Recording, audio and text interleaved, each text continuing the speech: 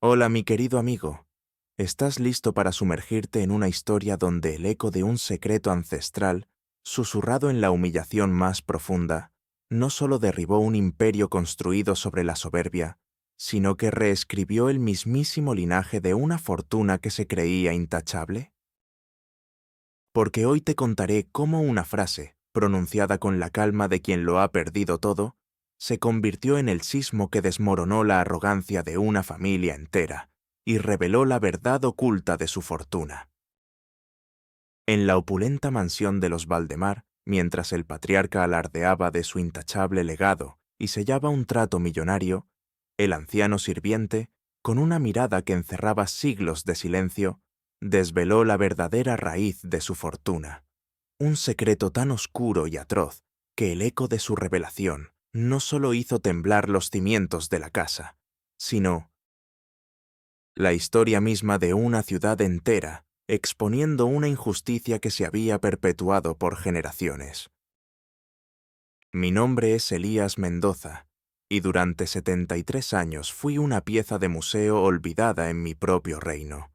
No en un reino de joyas y coronas, sino en la mansión de los Valdemar, la misma que mis ancestros, en un tiempo muy lejano, llamaron su hogar antes de que fuera arrebatada. Era el sirviente principal, el custodio silencioso de un hogar que guardaba secretos tan profundos como sus cimientos.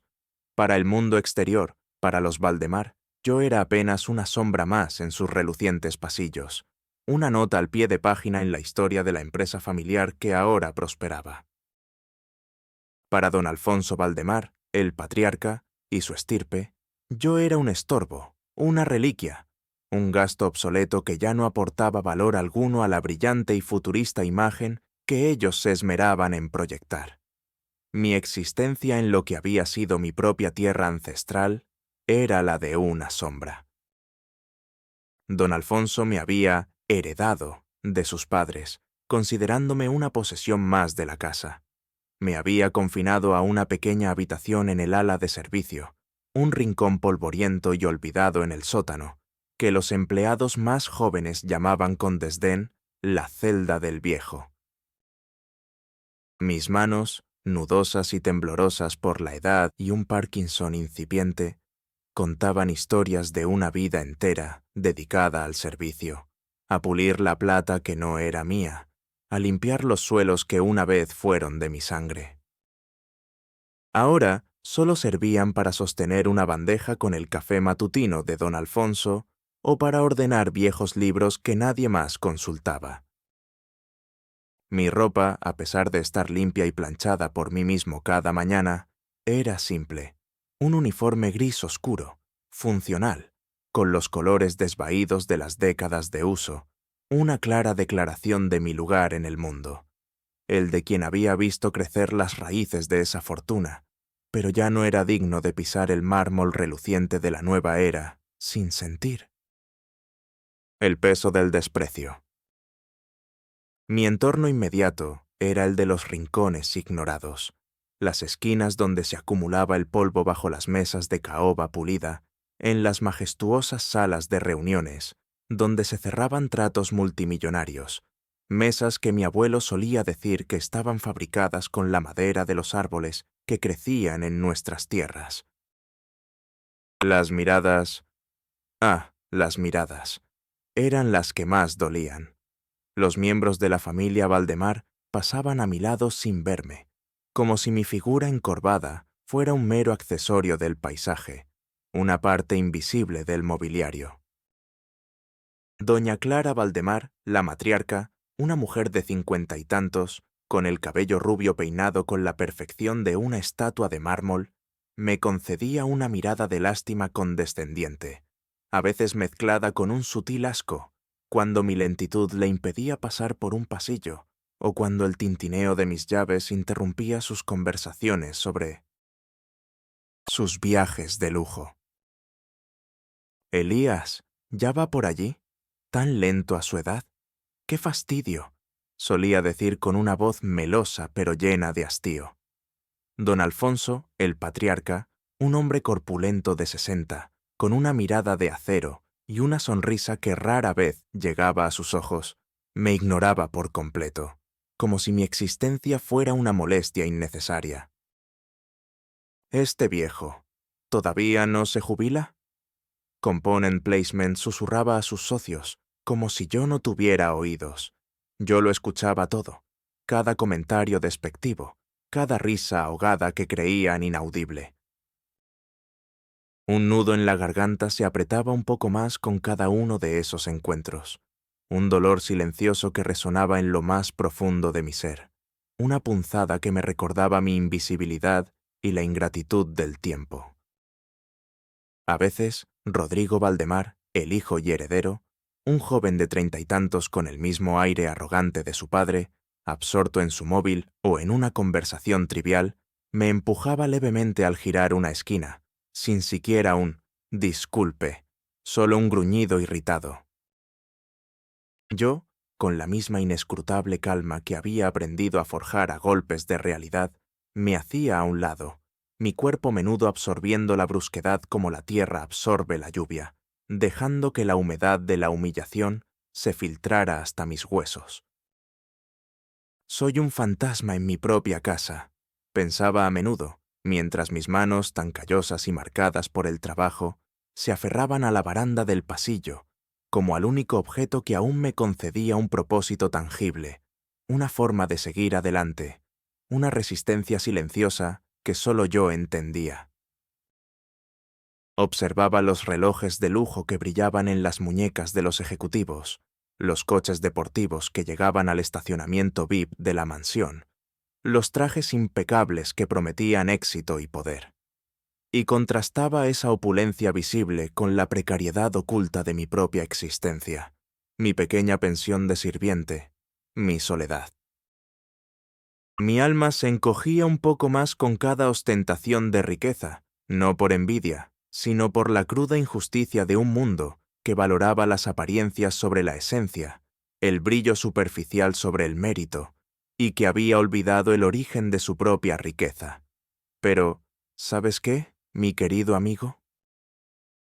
Detrás de esa apariencia de resignación, debajo de esas manos temblorosas y esos ojos cansados, se escondía un tesoro, un conocimiento profundo, un don. No era un don de riqueza material, sino de una memoria prodigiosa, una capacidad para recordar cada detalle, cada rostro, cada historia que mis ancestros, los verdaderos dueños de esas tierras, me habían transmitido a lo largo de las generaciones. Yo era el último guardián de una verdad silenciada, el único depositario de los secretos del pasado de la familia Valdemar.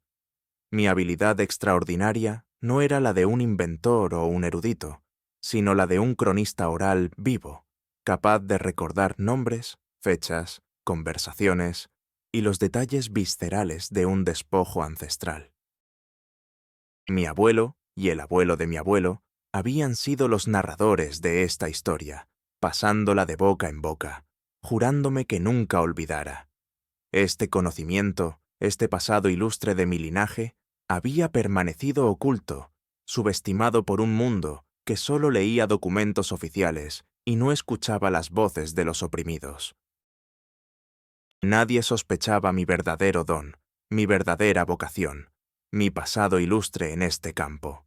La gente, incluida la propia familia Valdemar, creía que mis antiguas historias eran simples divagaciones de un viejo. Don Alfonso se burlaba abiertamente de mi obsesión con el pasado. Pero yo sabía, en lo más profundo de mi ser, que mi conocimiento era real, que era una llave a verdades que la superficialidad del mundo moderno ignoraba. El impacto de esta revelación, cuando llegó, sería un terremoto. Los historiadores más prestigiosos, los abogados de la familia, con toda su experiencia y sus documentos complejos, se quedarían boquiabiertos, avergonzados de su propia ceguera y de su arrogancia. La idea de que el viejo sirviente era la mente maestra detrás de una verdad capaz de desmantelar fortunas enteras sería una píldora amarga de tragar para muchos. Cada decisión que tomaba, cada preocupación que me carcomía, cada sentimiento que me invadía, cada observación del mundo a mi alrededor, todo se acompañaba de un monólogo interno que ocupaba mi mente, explorando las ramificaciones emocionales y estratégicas de mis pensamientos. ¿Debo seguir guardando este secreto? ¿Es mi deber proteger a esta familia que me desprecia? ¿O es mi deber desvelar la verdad para que la justicia prevalezca, no solo para mí, sino para mi linaje, para los que fueron despojados? Las dudas me asaltaban con la fuerza de un río embravecido. Las ojeras bajo mis ojos eran el mapa de mis batallas nocturnas. Cuando don Alfonso me humillaba frente a sus socios, mi mente se debatía.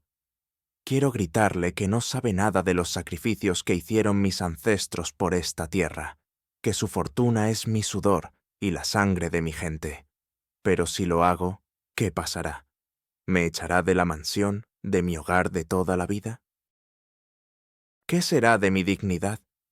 La frustración me quemaba por dentro, una llama constante que amenazaba con consumirme. Pero la esperanza, esa pequeña y terca chispa, siempre me recordaba el verdadero propósito de mi vida, la integridad, la justicia y el valor de la verdad. Por mis ancestros, por la memoria de lo que es correcto, debo aguantar. Pero también debo actuar. La oportunidad llegará, y debo estar listo para desenterrar la verdad.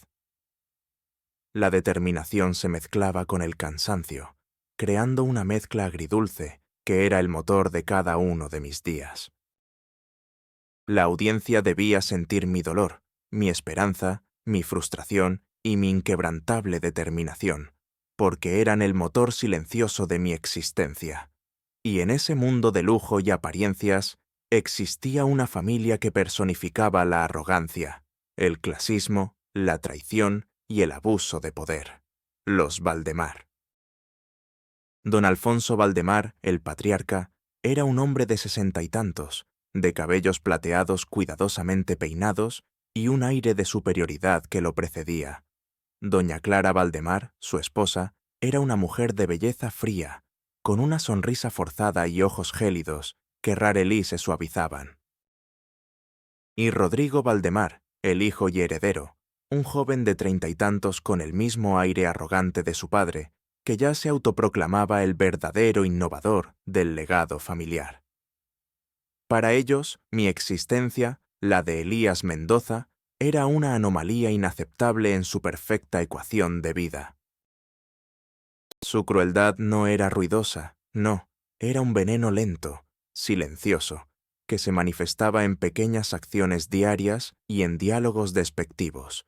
Cada vez que me veían, sus ojos gélidos me escaneaban de arriba abajo, deteniéndose con desdén en mi uniforme desgastado, en mis manos de trabajador. «Elías», decía don Alfonso con una voz pulcra y sin emoción, «veo que sigues con tus deberes. Entiendo que la lealtad es un valor, pero la eficiencia es la moneda de cambio de hoy. ¿No crees que es hora de jubilarte? Tu lentitud es una distracción para el personal joven». No había un solo día sin una queja velada, sin una mirada de desprecio. Una mañana, Rodrigo me encontró en la biblioteca de la mansión, ordenando unos libros antiguos que guardaban información sobre la historia local. «Elías», espetó con un tono de voz que hizo que el aire se congelara. «Ya le he dicho que no se meta en los asuntos de la familia. Esos libros no son para el personal. Si quiere leer, vaya a una biblioteca pública. Su presencia es una molestia para mis reuniones importantes». Su rostro se contorsionó en una mueca de asco, y no dudó en arrojar un libro al suelo, una manifestación deliberada de su crueldad y su desprecio por todo lo que yo representaba. Yo sentí un fuego helado en el pecho, pero me incliné lentamente. Recogiendo el libro con mis manos temblaban imperceptiblemente, mientras mi monólogo interno gritaba: «Un día, Rodrigo, un día te arrepentirás de la forma en que desprecias la historia y a quienes la guardan». Al día siguiente, doña Clara me volvió a encontrar en el pasillo principal de la mansión, esta vez acompañada de un grupo de amigas de la alta sociedad. «Ah, Elías, ¿sigues por aquí? Creí que ya habrías entendido que no encajas en este círculo», dijo con una risa falsa, mientras sus amigas reían a coro, lanzándome miradas incómodas. La humillación era una estrategia, una forma de recordarme mi lugar, de pisotear mi autoestima y de reforzar su propia imagen de superioridad. Cada vez que repetían estos patrones de comportamiento, variaban los detalles, el matiz en su voz, el gesto de su mano, la intensidad de su mirada, pero el objetivo era siempre el mismo: reforzar mi posición de subalterno, de ser insignificante, de ser un simple estorbo en el impecable tapiz de su vida de lujo. La caída de los Valdemar, oh mi querido amigo, tenía que ser tan visceral y satisfactoria como el ascenso de mi espíritu, un acto de justicia poética que purificara el aire de su desprecio y redimiera su alma. La vida cotidiana de Elías, bajo el yugo de la injusticia y la subestimación, era un eco melancólico de un pasado glorioso. Cada mañana, mi día comenzaba con un ritual silencioso. A las 5:30 en punto, antes de que la vasta mansión de los Valdemar cobrara vida con el murmullo del personal y el despertar de don Alfonso, yo ya estaba en pie. Mi rutina era la de un reloj antiguo, desfasado con la velocidad del mundo moderno, pero ejecutada con una dignidad que ninguna humillación podía borrar. A las 6 de la mañana me encontraba en la cocina de la mansión, preparando el café de don Alfonso, puliendo la plata con movimientos lentos pero metódicos. El aroma del café recién hecho era el único consuelo en la soledad matutina. Mis tareas eran un simulacro de importancia: servir las comidas, limpiar los salones de la casa y, sobre todo, mantenerme al margen de los asuntos importantes de la familia. Recorría los pasillos con mi paso lento y encorvado, oyendo los comentarios al pasar de los jóvenes ejecutivos que visitaban la mansión, sobre las últimas adquisiciones de los Valdemar, sus hazañas financieras, sus planes para expandir el imperio. Cada palabra, cada risa, cada murmullo, era un recordatorio constante de la distancia que me separaba de ese mundo que yo había forjado. Este viejo debería estar en casa, no estorbando aquí con su Parkinson. Oía de un socio de Rodrigo mientras yo limpiaba una mesa en el vestíbulo. Otra vez, la propia doña Clara, con una sonrisa helada, se quejó directamente a don Alfonso sobre la falta de iniciativa del personal antiguo, una indirecta clara hacia mí y los pocos veteranos que aún quedaban. Estas palabras, aparentemente insignificantes, eran puñaladas lentas que se acumulaban. Yo sentía el ardor en mis ojos, pero me negaba a llorar. Mis labios se apretaban en una fina línea, una barrera contra la desesperación. Mi cuerpo se tensaba, mi corazón latía con un ritmo furioso, pero mi rostro permanecía impávido, una máscara de indiferencia que ocultaba la tormenta interna. El impacto acumulativo de estas pequeñas agresiones era agotador, drenando mi energía, pero al mismo tiempo forjando una resistencia de acero. La monotonía de mi existencia no me adormecía, me hacía más consciente de cada injusticia. El contraste entre la opulencia del entorno y la humildad de mi existencia era flagrante, una injusticia palpable. Los techos altos, las esculturas de diseñador que adornaban los jardines, las piscinas infinitas y los muebles de diseño carísimo, todo gritaba riqueza, poder y una vida sin preocupaciones.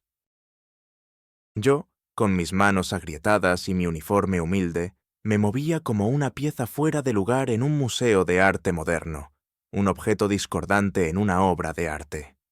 Recordaba una vez que don Alfonso me había llamado a su estudio, no para conversar, sino para darme una lección sobre mi lugar. Su voz, con un tono dulzón que era más ofensivo que cualquier grito, me dijo: «Elías, Entiendo que no estás acostumbrado a la vida moderna, pero debes aprender a adaptarte. Tus viejos cuentos sobre esta tierra, por ejemplo, son curiosos, pero no tienen lugar en mi casa. Es un símbolo de un pasado que debes dejar atrás. Era una orden disfrazada de consejo, un gesto de poder que me enviaba un mensaje claro. Mi herencia, mi historia, no valían nada en su mundo, humillándome frente a Ricardo y al personal de servicio. Yo sentí un fuego helado en el pecho, pero me incliné lentamente, mi voz un murmullo apenas audible, sintiendo la mirada de Rodrigo sobre mí, una mezcla de aburrimiento y una extraña curiosidad que me dio una pequeña chispa de esperanza. La escena me persiguió durante días, una herida abierta en mi dignidad, una que ardía cada vez que pensaba en la injusticia que me había tocado vivir. Es un peso sobre mi alma, una injusticia que me ahoga, pensaba mientras repasaba mentalmente los nombres de mis ancestros. Pero mi secreto, mi historia, me daban una razón para resistir, un propósito que valía más que cualquier orgullo momentáneo. La semilla del cambio, mi amigo, germinó de la manera más dolorosa, del lugar más preciado para don Alfonso, su propia fortuna, su intachable linaje. La familia Valdemar estaba a punto de cerrar el trato inmobiliario más grande de su historia, la venta de la vasta extensión de terreno que rodeaba la mansión, una tierra que había sido la base de su riqueza durante generaciones. La transacción prometía multiplicar su fortuna. Un día, mientras yo limpiaba el estudio de don Alfonso, escuché una conversación a través de la puerta entreabierta. Era don Alfonso y Rodrigo, discutiendo un pequeño detalle legal sobre la venta. Hablaban de una vieja disputa con unos campesinos testarudos de hacía décadas, un litigio que había sido arreglado hace mucho tiempo, pero que ahora resurgía por una tecnicidad. Rodrigo, impaciente, dijo: «Padre, ignoremos esa tontería. Son solo viejos documentos. Ya pagamos lo que sea que fuera». «Esa tierra es nuestra». Don Alfonso, sin embargo, respondió con un tono de voz inusualmente tenso. «Cuidado, hijo. Hay algunas cosas del pasado que es mejor dejar enterradas. Esa tierra es más compleja de lo que crees. Nuestro abuelo fue muy persuasivo». La palabra persuasivo sonó como un eco hueco en la habitación. En ese instante, mientras yo fingía limpiar y sentía la sangre helarse en mis venas, mi mente, mi tesoro oculto, comenzó a registrar sutiles patrones. Campesinos testarudos, vieja disputa, persuasivo. Esas palabras encajaron con las historias que mi abuelo me había contado. La historia del gran despojo de tierras. No una disputa cualquiera, sino el robo masivo de la tierra de mi propia familia, la familia Mendoza, por parte del bisabuelo de don Alfonso, a través de métodos ilegales y violentos, disfrazados de compras forzadas. Mi abuelo me había contado los detalles, los nombres de los Valdemar, las amenazas, los documentos falsificados, el terror que se había sembrado.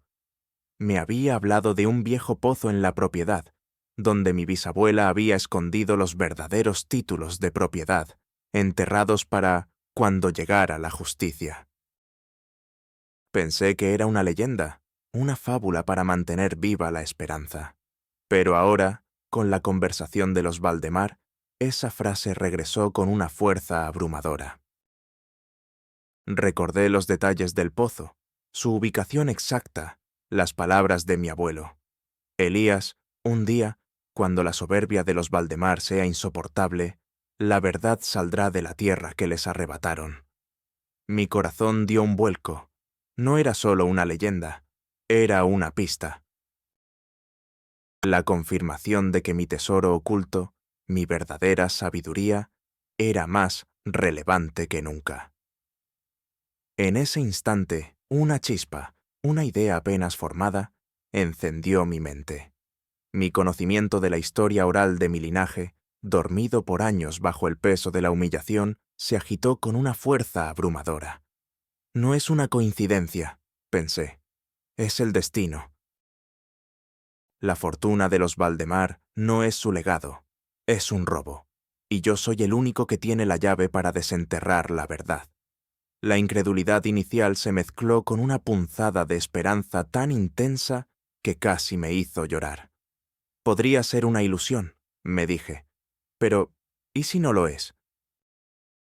¿Y si este es el momento de revelar la verdad, no solo de mi don, sino del verdadero origen de su imperio?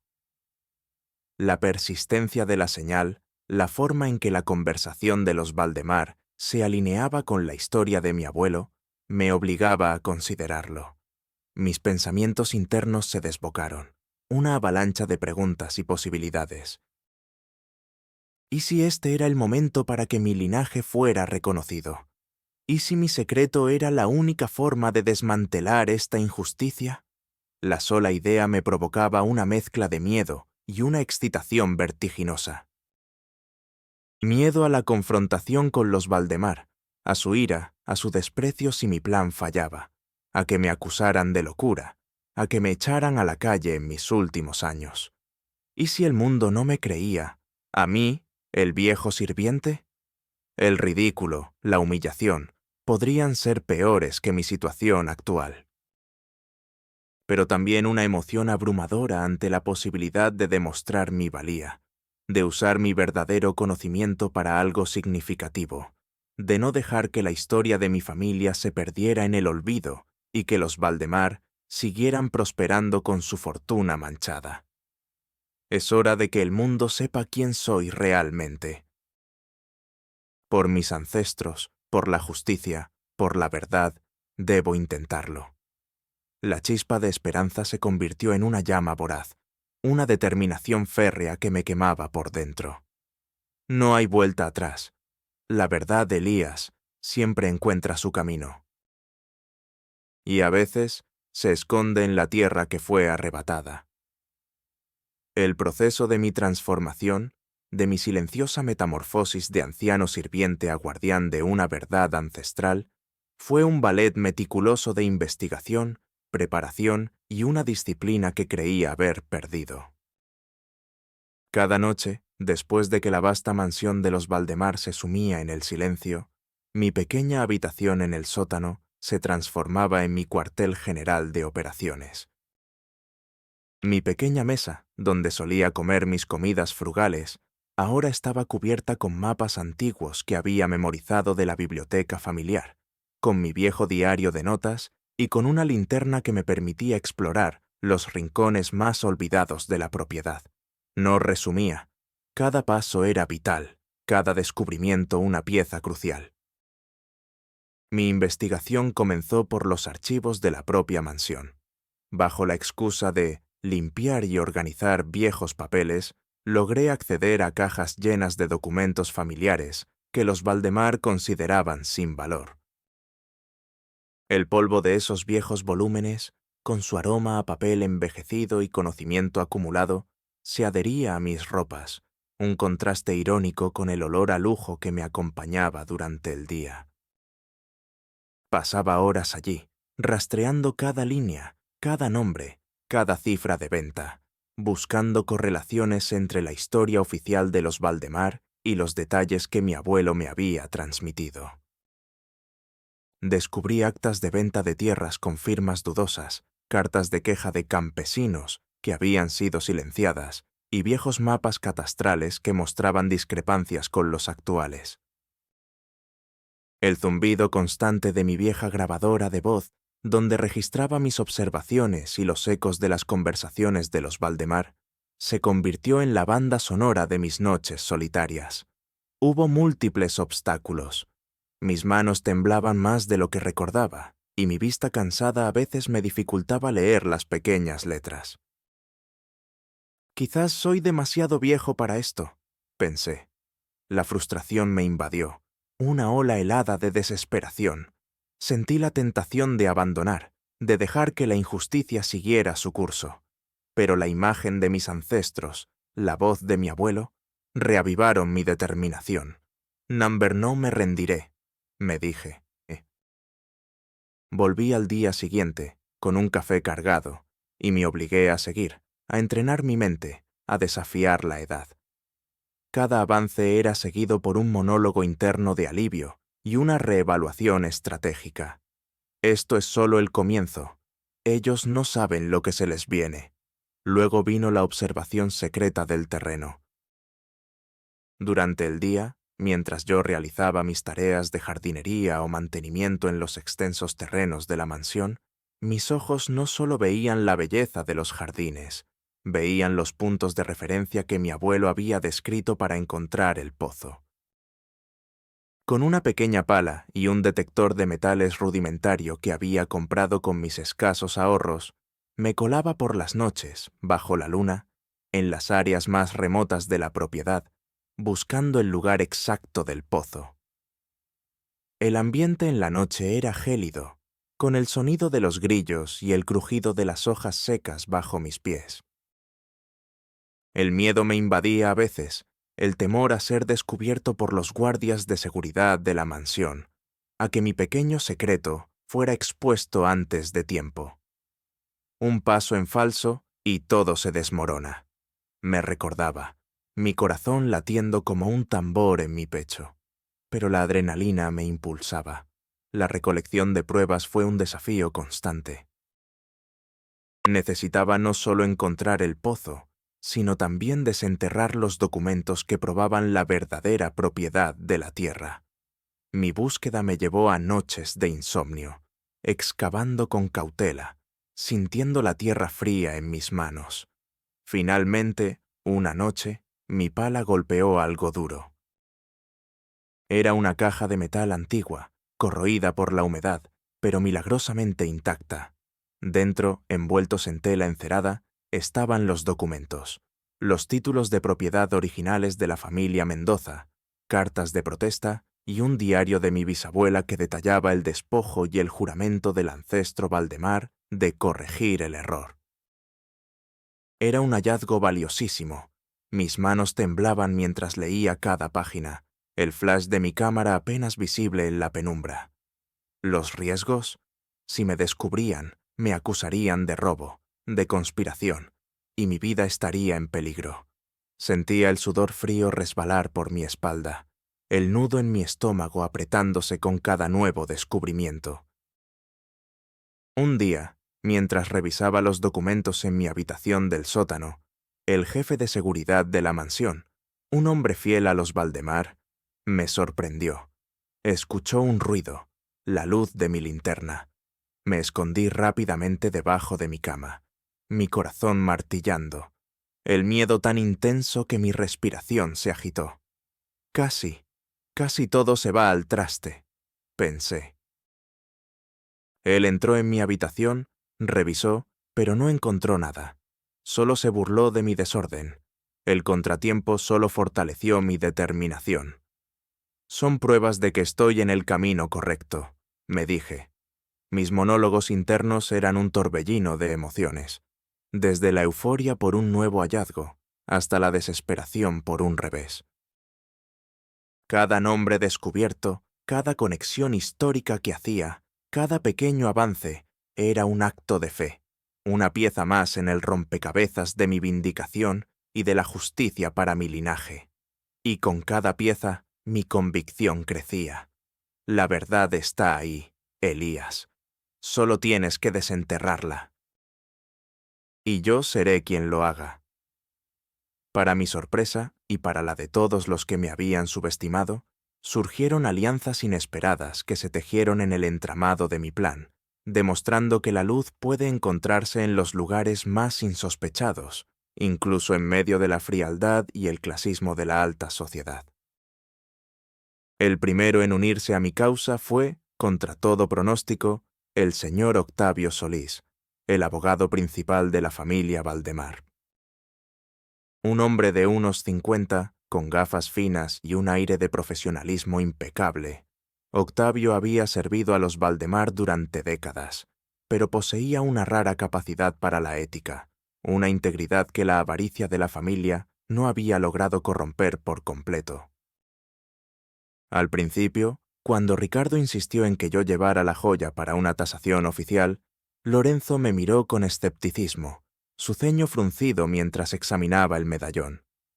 «Señora Rosales», dijo con una voz profesional pero distante, «esta es una pieza de plata con poco valor material. Antigüedad, sí, pero el grabado no parece más que una decoración». Su voz era cautelosa, un reflejo de su experiencia en un mundo donde solo el oro y los diamantes importaban. Yo no lo presioné. Le hablé con la calma que solo la convicción profunda puede dar, explicándole la historia que mi abuela me había contado, la leyenda del secreto en el reverso, la forma en que el medallón había pasado de generación en generación. Luego, discretamente, le mostré las fotos de mis hallazgos, los símbolos en el medallón que se correspondían con un antiguo escudo de los Rosales, el mapa estelar y el nombre del ancestro desaparecido, que él, como historiador aficionado, conocía por sus propias lecturas. Una tarde, me armé de valor y le abordé en su despacho, después de que los Valdemar se hubieran ido.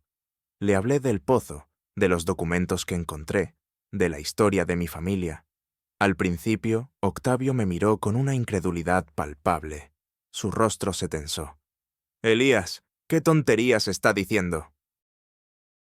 «Con todo respeto, pero los Valdemar han sido dueños legítimos de estas tierras por generaciones».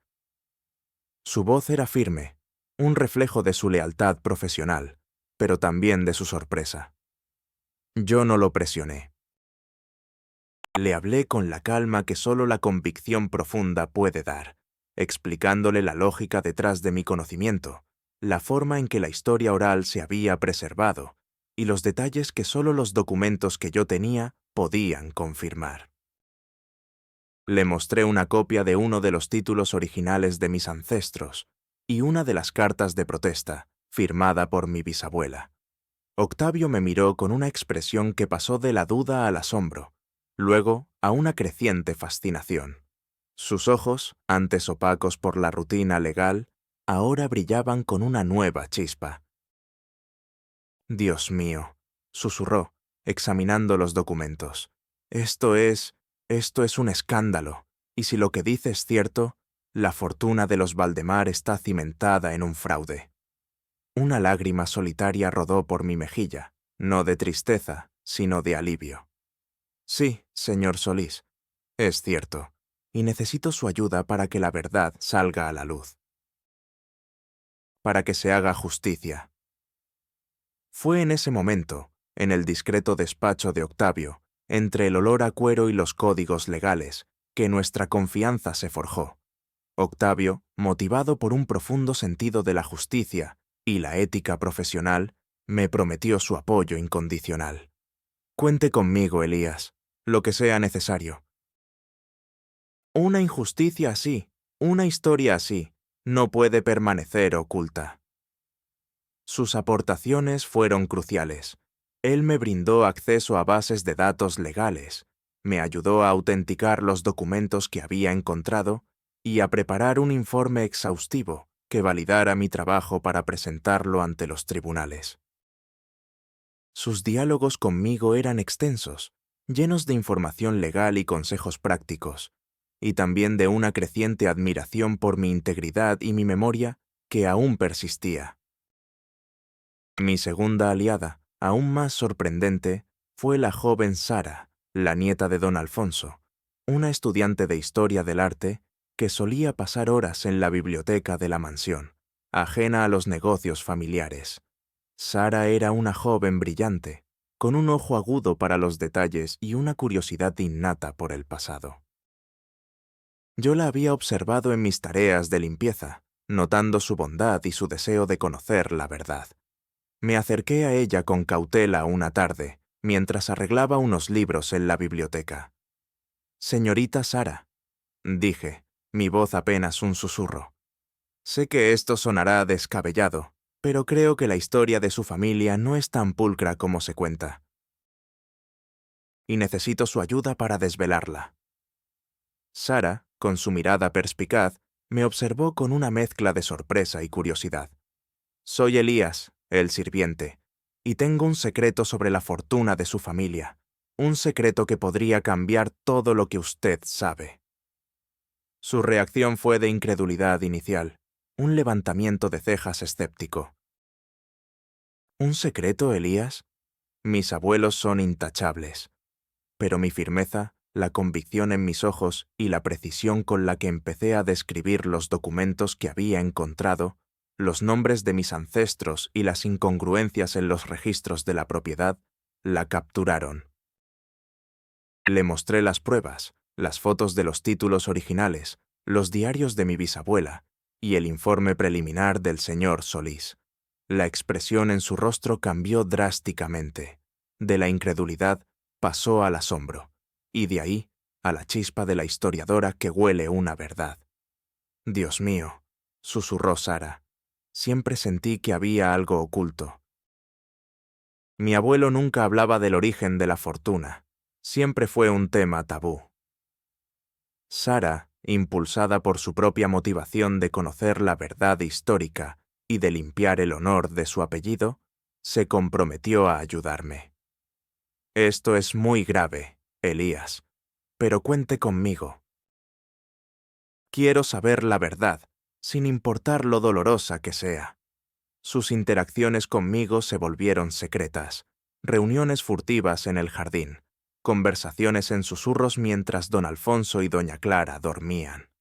Sara me ayudó a organizar los documentos, a investigarlos en profundidad y a validar su autenticidad. La evolución de nuestra relación, de un anciano sirviente y una joven heredera a dos cómplices en la búsqueda de la verdad, fue una de las recompensas más gratificantes de mi viaje. Sus diálogos, llenos de preguntas agudas y de un creciente respeto, alimentaban mi determinación. A medida que mi investigación avanzaba y mis alianzas se consolidaban, la tensión en la mansión Valdemar se volvió palpable. Los antagonistas, liderados por don Alfonso, doña Clara y Rodrigo, comenzaron a sentir la presión, un sutil, pero innegable, cambio en la atmósfera. Habían notado mis largas ausencias, mis conversaciones discretas y la creciente ansiedad de su abogado, Octavio Solís, que ya no les daba respuestas tan tranquilizadoras. La venta de la propiedad se había convertido en un problema, y los compradores empezaban a hacer preguntas incómodas sobre los viejos litigios. La primera confrontación menor llegó una tarde, cuando yo le mostraba a Octavio Solís una carta antigua de mi bisabuela, que detallaba la coerción en la venta de las tierras. Don Alfonso irrumpió en el estudio, su rostro contorsionado por una mezcla de sospecha y furia. «¿Qué estás haciendo con mis documentos, Elías?» «Y tú, Octavio, qué poca vergüenza tienes al permitir que este sirviente se inmiscuya en nuestros asuntos». Compone Emplacement espetó, su voz gélida. «Fuera de aquí, Elías. Vete a tus deberes y deja que los profesionales se ocupen de esto». Sus gestos eran bruscos, su cuerpo rígido. Octavio, a mi lado, se puso tenso, pero yo, sorprendentemente, sentí una calma que antes no conocía. No son solo documentos, don Alfonso, es la verdad, y la verdad, a veces, es más fuerte que cualquier fortuna. Lo observé directamente a los ojos, sin parpadear. Él, sorprendido por mi audacia y mi tono, se dio la vuelta con un resoplido de desprecio, pero la semilla de la duda ya había sido sembrada en su mente. Su paranoia comenzó a crecer. Una segunda confrontación ocurrió días después. Rodrigo me interceptó en el jardín, su voz ahora un susurro venenoso, su rostro peligrosamente cerca del mío. «He oído rumores, Elías, rumores de que estás esparciendo historias viejas y ridículas para detener la venta de la propiedad. ¿Crees que no me doy cuenta? Estás arruinando a mi padre. Un paso en falso y me encargaré de que pases tus últimos días en la calle». «¿Qué tienes que decirme, viejo?» Sus palabras apenas veladas eran una amenaza directa a mi seguridad y a mi vida. Sentí un escalofrío que me recorrió el alma. Mi primer instinto fue retroceder, de encogerme ante la magnitud de su maldad. Mis manos se cerraron en puños, mis uñas se clavaron en la carne. Pero mi monólogo interno fue un grito de guerra. No te doblegues, Elías, por tu verdad, por tus ancestros, no puedes ceder. Este joven solo teme perder lo que no ha ganado. Él sabe que la verdad se acerca, y eso lo aterroriza. Miré a Rodrigo con una expresión fría, mi determinación grabada en cada fibra de mi ser. Mis historias ridículas, Rodrigo, son la verdad que tú te niegas a ver, y la ruina de tu padre no es mi culpa, sino la de quienes solo ven la riqueza y no la justicia. Mi voz era baja, pero firme, con una autoridad que lo descolocó. Él parpadeó, su rostro se tiñó de un ligero pánico, el reconocimiento de que yo sabía más de lo que él sospechaba. La desesperación creciente de los Valdemar era palpable. Empezaron a llamar a sus contactos en los medios de comunicación, intentando desacreditar a cualquier posible detractor. Su paranoia aumentó. Habían contratado a investigadores privados para seguirme, buscando alguna debilidad, alguna prueba de que yo era un viejo loco o un chantajista. Pero ya era demasiado tarde. La tensión era un hilo estirado al máximo, a punto de romperse. Mi monólogo interno en esos momentos era crucial. Evaluaba cada riesgo, cada movimiento de mis antagonistas, planificando mi siguiente paso. Ellos están asustados. Eso es bueno. El miedo los hará cometer errores, y yo estaré listo para capitalizar cada uno de ellos. La verdad está a punto de explotar, y yo voy a ser la chispa. Mi resolución se había forjado en el fuego de la adversidad, y ahora estaba listo para encender la mecha, para desatar la revelación que cambiaría nuestras vidas para siempre. El clímax, mi querido amigo, fue una explosión que reverberó por los cimientos de la fortuna y el linaje, un punto de inflexión grabado en la memoria de todos los presentes. La escena se desarrolló en la crucial reunión para la firma del multimillonario contrato de venta de las tierras, un evento privado en el gran salón de la mansión Valdemar, donde los compradores, un consorcio internacional, esperaban sellar el trato. El ambiente inicial era de opulencia forzada y falsa cordialidad. Los Valdemar, con sonrisas tensas, intentaban proyectar una imagen de poder y control. El salón estaba decorado con fastuosidad, las copas de cristal tintineaban, y el murmullo de las conversaciones importantes llenaba el aire. Don Alfonso, doña Clara y Rodrigo ocupaban el centro de la mesa principal, listos para firmar los documentos. Yo, Elías Mendoza, me encontraba en mi papel de sirviente, sirviendo copas de champán, mi mirada serena y mi corazón latiendo con una determinación inquebrantable.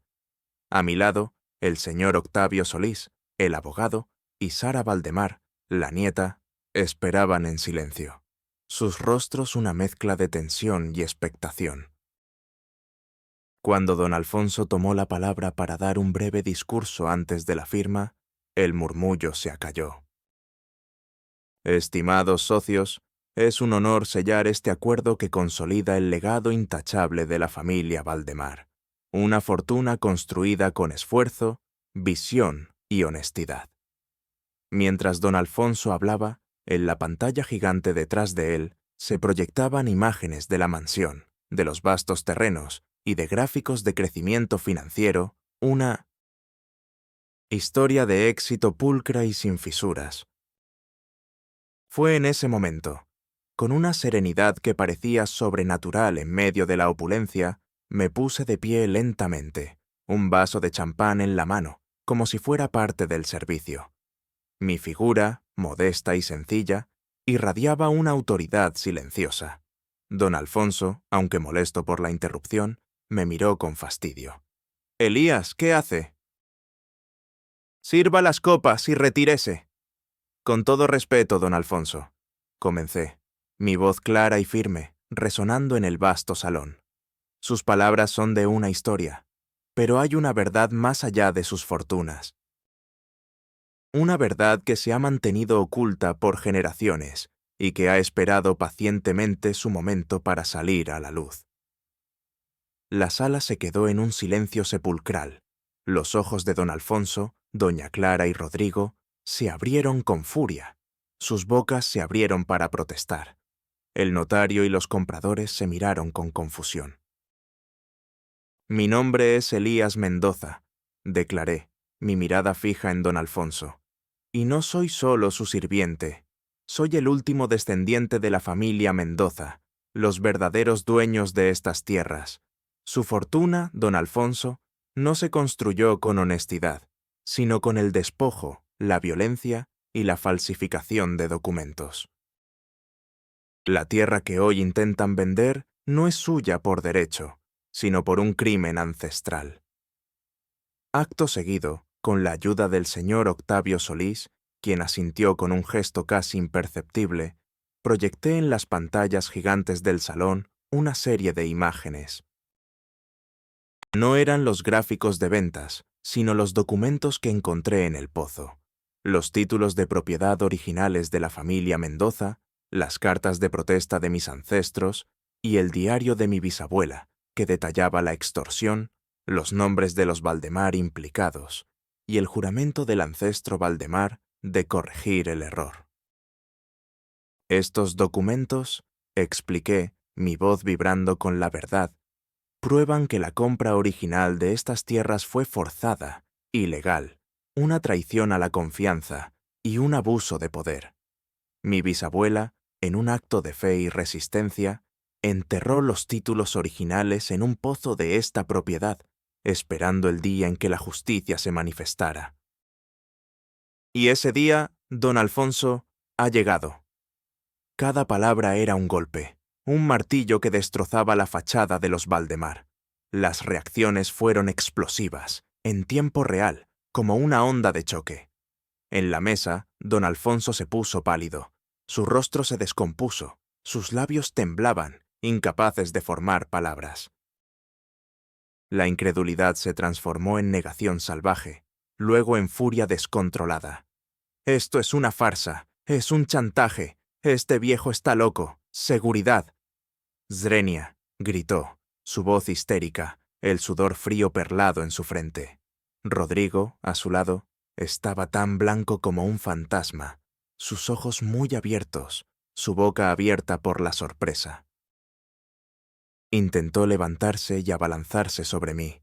Sus manos temblaban, pero sus propios abogados, que ya revisaban los documentos en las pantallas, lo detuvieron. Sus rostros también se tiñeron de blanco. Doña Clara se desmayó, cayendo en los brazos de Beatriz, quien la miraba con horror. Los compradores y el notario estaban atónitos. Sus ojos estaban muy abiertos, sus bocas ligeramente abiertas. Algunos murmuraban con incredulidad, otros examinaban los documentos con frenesí, incapaces de comprender lo que veían. Un fraude histórico. Zrenia, increíble. Zrenia, un escándalo. Se escuchaba entre los murmullos de la audiencia. El silencio ensordecedor que siguió a mi revelación fue roto por un coro de «Justicia», «Component Placement», «Vergüenza», «Zrenia», «La verdad». Los aliados reaccionaron con un orgullo palpable. Octavio Solís asintió con la cabeza, una sonrisa de satisfacción en su rostro. Sara Valdemar, la nieta de don Alfonso, con lágrimas en los ojos, me miró con una expresión de profunda admiración y alivio. El cambio de poder fue instantáneo y demoledor. Ya no era el anciano sirviente, sino el verdadero dueño, el portador de una verdad innegable. Mis diálogos, antes humildes, ahora eran concisos, firmes, llenos de autoridad recién encontrada. Valdemar, dije, mi voz tranquila pero cargada de poder. La tierra ha hablado. La fortuna de su familia ha sido desenmascarada. Y la justicia, créanme, prevalecerá. En ese preciso instante, varias personas uniformadas de la Fiscalía y la Policía, alertadas por Octavio Solís, entraron al salón. Se dirigieron directamente a la mesa principal. Los flashes de las cámaras estallaron con una intensidad cegadora. El caos se desató en el salón. Un torbellino de gritos, empujones y el sonido seco de las esposas. Don Alfonso, doña Clara y Rodrigo, con los rostros desfigurados por el terror y la rabia, fueron escoltados fuera del salón. Su humillación pública, total. La vindicación era mía. Había ganado. La caída de los Valdemar fue una espiral descendente, tan brutal como satisfactoria, mi querido amigo. Un eco visceral de su propia arrogancia, clasismo y traición.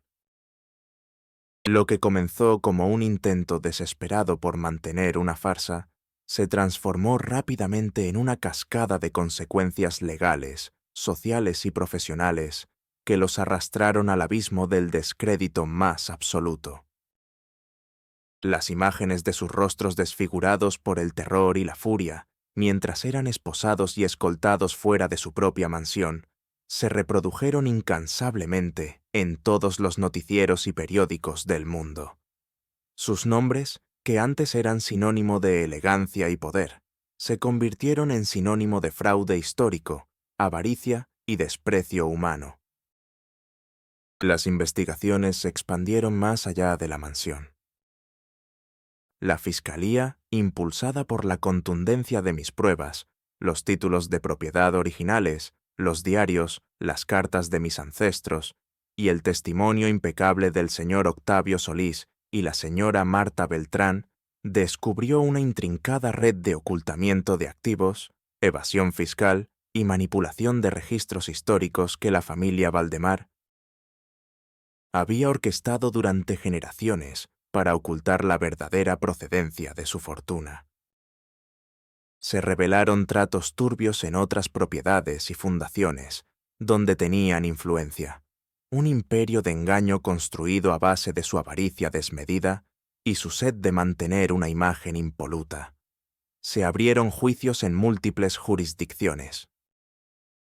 Los que habían sido los intocables pilares de la sociedad se vieron arrastrados por el fango de los tribunales, sus nombres mancillados en cada titular, sus reputaciones pulverizadas en la arena pública. Los bienes de los Valdemar fueron incautados, sus cuentas bancarias congeladas, sus lujosas propiedades y colecciones de arte embargadas para compensar los daños causados por el fraude histórico y para garantizar la restitución de las tierras a sus legítimos herederos. De la opulencia más descarada pasaron a la más humillante precariedad. Don Alfonso y Rodrigo fueron condenados a prisión por sus crímenes, y su nueva realidad era la de una celda compartida, el uniforme monótono, la comida insípida y el desprecio de los demás reclusos, quienes los reconocían de la televisión y se mofaban de su caída. Doña Clara, aunque no fue a prisión por su salud delicada, fue condenada a arresto domiciliario perpetuo, su orgullo destrozado, su vida convertida en una sombra de lo que fue. Su arrogancia se derrumbó por completo, reemplazada por una desesperación visceral. Se los vio en la calle, despojados de su poder, sus rostros demacrados, sus cuerpos encorvados por el peso de la vergüenza. De las figuras imponentes y pulcras no quedaba más que una sombra, un espectro de su antiguo yo. Los que antes los reverenciaban y los adularon, ahora los evitaban, les daban la espalda, los borraron de sus vidas como si nunca hubieran existido. Su red de apoyo se desintegró, dejando al descubierto la fragilidad de su poder construido sobre la mentira y el clasismo. La humillación pública fue su cárcel, la soledad su castigo. La bancarrota de su alma era infinitamente más profunda que la de sus finanzas, una ruina que ninguna cantidad de dinero podía reparar, ni todo el poder del mundo podía ocultar. Mientras los Valdemar se hundían en el abismo de sus propias fechorías, mi vida, la de Elías Mendoza, ascendía de las sombras hacia una luz resplandeciente, un triunfo que superó mis sueños más audaces. No fue un ascenso impulsado por la venganza, sino por la vindicación, la sanación y el inquebrantable deseo de reconstruir un legado basado en la compasión, la verdad y la justicia. El éxito no era solo mío, era de Octavio Solís, de Sara Valdemar, de Marta Beltrán, de todos los que habían creído en la verdad y en el valor de una historia silenciada. Mi nuevo estatus profesional fue meteórico. La historia del anciano sirviente que desveló el fraude ancestral se hizo viral, conmoviendo a millones y provocando un intenso debate sobre la historia, la ética y la restitución de la tierra. La mansión, ahora restaurada y rebautizada como Casa Mendoza, fue devuelta a mi linaje. Yo fui nombrado director de la Fundación Mendoza para la Verdad y la Reconciliación Histórica, una posición que superaba con creces mis necesidades. Mi primera gran obra fue la supervisión de la restitución de las tierras a las comunidades despojadas, utilizando las ganancias de los activos recuperados para la filantropía y el desarrollo sostenible de esas comunidades. Mi sanación emocional fue un proceso lento, pero profundamente gratificante. Dejé de sentirme una sombra.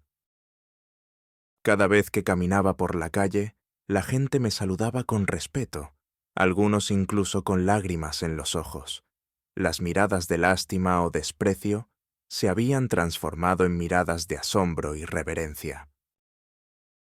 Mi pequeña habitación en el sótano fue reemplazada por un despacho luminoso y espacioso en la Casa Mendoza, donde continuaba mis labores, rodeado de los libros de mi abuelo y los mapas de mi tierra, y de la paz que finalmente había encontrado. Ya no había necesidad de esconder mi talento. Mi nueva vida, con vistas a los jardines que antes limpiaba, no tenía el brillo frío del cristal, sino la calidez de la historia, de las sonrisas de los beneficiarios, de la energía de la justicia, un reflejo de mi propia transformación. La paz interior, antes esquiva, ahora se asentaba en mí como una brisa suave y constante. El impacto en la familia Valdemar fue inmenso. Sara, la nieta de don Alfonso, se convirtió en mi aliada más fiel.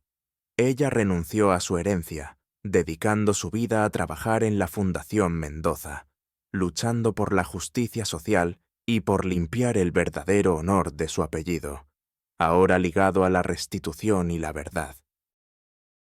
Su propia familia, la de don Alfonso y doña Clara, la repudió, pero Sara encontró en la fundación una nueva familia, una familia elegida basada en valores reales. Mi nueva posición me permitió trascender el éxito personal para abrazar un propósito mayor, la filantropía y el legado. La Fundación Mendoza para la Verdad y la Reconciliación Histórica, creada con la fortuna recuperada, se dedicó a la restauración de sitios históricos, a la preservación de las tradiciones ancestrales y a programas de desarrollo económico sostenible para comunidades marginadas, como las que mis ancestros habían habitado. Lanzamos programas de becas para jóvenes talentos que querían estudiar historia, derechos humanos y justicia social, asegurando que el conocimiento ancestral no se perdiera y que las injusticias del pasado no se repitieran. La fundación se convirtió en un faro de esperanza, un lugar donde se creaban oportunidades y se inspiraban cambios positivos en la sociedad a una escala global. Tuve reencuentros significativos. Un día, en un evento benéfico organizado por la Fundación, me encontré con antiguos empleados de la mansión Valdemar que me habían despreciado. Me miraron con vergüenza, admiración y un profundo arrepentimiento. «Elías», dijo uno de ellos, su voz apenas un susurro, «nunca te valoramos. Perdónanos». Yo les sonreí, una sonrisa genuina, sin rencor. «La verdadera riqueza reside en el corazón y en la verdad», les respondí. Los historiadores que me habían desestimado ahora buscaban mi consejo y colaboración para reescribir la historia de la ciudad. Incluso el jefe de seguridad de la mansión, que me había sorprendido en el sótano, ahora me saludaba con una profunda inclinación de cabeza y una sonrisa sincera. Ya no era el anciano sirviente, era el guardián de la verdad, el visionario, el hombre que había demostrado que la dignidad y la justicia siempre prevalecen. Y así, mi querido amigo, la historia de Elías Mendoza se convirtió en un faro, un testimonio imperecedero de que la verdadera dignidad no reside en las apariencias ni en el poder adquirido de forma ilegítima, sino en la integridad del espíritu y la valentía de enfrentar las sombras del pasado. La lección de vida aprendida, grabada en cada restitución de tierra y en cada vida tocada por la Fundación Mendoza, resonó con cada nueva oportunidad creada, con cada injusticia reparada. Demostró, una vez más, que el verdadero valor de una persona no se mide por su posición social o su riqueza, sino por la profundidad de su sabiduría, la fortaleza de su carácter y la capacidad de ver la verdad donde otros solo veían un simple sirviente. El legado duradero de Elías, el guardián de la verdad, trascendió su propia existencia. Él, que había sido una sombra, se convirtió en la luz que iluminó la oscuridad de la incomprensión y la ignorancia. Los Valdemar, los arrogantes, se desvanecieron en el olvido y la deshonra.